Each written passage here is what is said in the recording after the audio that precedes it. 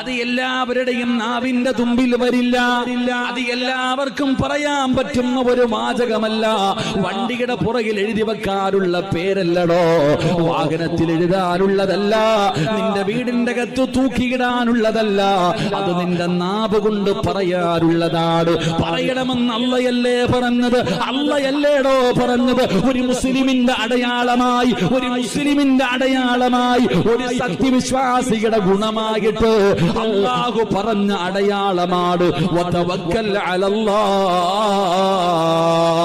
ഇന്നമൽ മുഅ്മിനൂന അല്ലദീന ഇദാ ദുകിറല്ലാഹു വജിലത് ഖുലൂബുഹും വഇദാ തുലിയത് അലൈഹിം ആയാതുഹു സാദതുഹും ഈമാനാ.